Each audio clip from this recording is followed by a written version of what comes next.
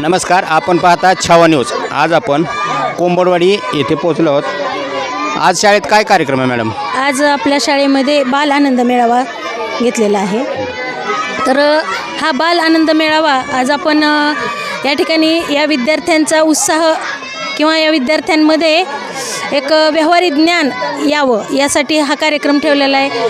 विद्यार्थ्यांना पैशाचं किंवा हिशोबाचं देवाणघेवाण करण्याचं ज्ञान मिळावं, त्याचप्रमाणे विद्यार्थ्यांना या आहारामधून वेगवेगळेपणा दररोजच्या जीवनामधून त्यांना मिळावा। दररोजच्या जीवनामधून दररोजचा जो अभ्यास आहे त्याच्यातून त्यांना आणखीन एक मनोरंजनातून त्यांचा एक व्यवहार ज्ञान वाढावं यासाठी सुद्धा हा कार्यक्रम आपण ठेवलेला आहे। यामधून प्रत्येक विद्यार्थ्याला त्याच्या फक्त जे पदार्थ करायचे त्याच्यामध्ये प्रत्यक्ष आनंद त्यांना मिळावा यासाठी सुद्धा या कार्यक्रमामधून आपण प्रयत्न करत आहोत।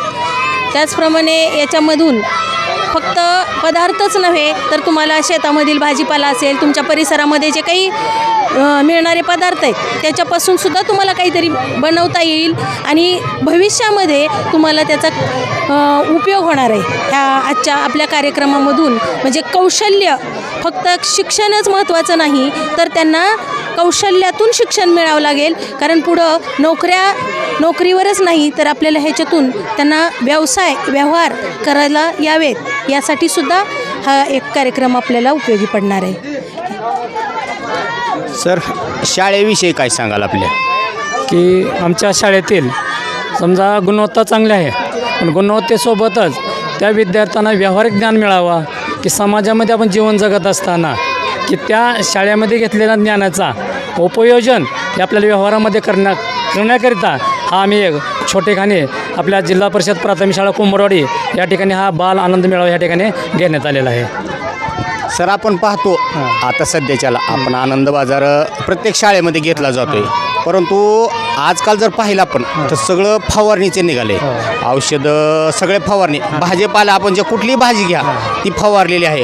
तर त्याविषयी आपण काय मार्गदर्शन कराल का मुलांना की इथून पुढं आपल्या आईवडिलांनी शेती करताना शक्यतो सेंद्रिय शेती करावी? की ह्या ठिकाणी मला एक आवर्जून सांगावं असं वाटतं की ह्या कोंबडवाडी गावामध्ये या ठिकाणी बऱ्याचशा जवळजवळ 99% लोकांचा जे भाजीपाला आहे हा सेंद्रिय पद्धतीनं त्या ठिकाणी पिकवला जातो, कारण आम्ही स्वतः त्या ठिकाणी अनुभव घेतला आणि त्याचा फायदा आम्हीसुद्धा आमच्या शाळेमध्ये ह्या ठिकाणी परसबाग लावलेली आहे। तिथं कोणतीही आम्ही फवारणी केलेली नाही की त्या ठिकाणी शेणखत म्हणा किंवा आपल्या त्या जे राख आहे ते राख टाकून त्या ठिकाणी आम्ही चांगल्या पद्धतीनं हे सेंद्रिय पद्धतीनं भाजीपाला पिकवलेला आहे आणि तोच भाजीपाला आम्ही आमच्या विद्यार्थ्यांचा दैनंदिन जो खिचडी असते त्यामध्ये त्या भाजीपाल्याचा उपयोग करतो। म्हणजे कसं आहे, माणसाचं आयुष्य पैसा किती असू द्या हो, पण आयुष्य निरोगी राहिलं पाहिजे आणि त्याच्यासाठी सेंद्रिय शेतीची खरंच आवश्यकता आहे, गरज आहे। आणि आणखी या कोंबडवाडीचं वास्तव्य असं आहे की ही कोंबडवाडी म्हटलं का पहिलं की येथील पुरुषाच्या खांद्यावर टिकाव आणि महिलाच्या डोक्यावर टोपलं, त्याच्यामध्ये खोऱ्या आणि जेवणाचा डब्बा, आणि हे गाव डोकीच्या रेल्वे स्टेशन तेरणा कारखान्यावर कामाला जायचं। पण आज ह्या कोंबडवाडीची अशी वस्तुस्थिती आहे की मी म्हणतो धाराशिव जिल्ह्यामध्ये कोंबडवाडी हे असं एकमेव गाव असेल की या गावामध्ये मोटरसायकल, ट्रॅक्टर, वाहनं आणि नोकरदार, शिक्षक आहेत, पोलीसमध्ये आहेत, इंजिनियर आहेत आणि परत पुणे मुंबईसारख्या ठिकाणी मोठमोठे उद्योग झालेत। तर या गावानं खूप प्रगती केली आणि तसेच या गावचे शिक्षण आणि शाळा खूप चांगली आहे। ठीक, धन्यवाद। चला, ओके।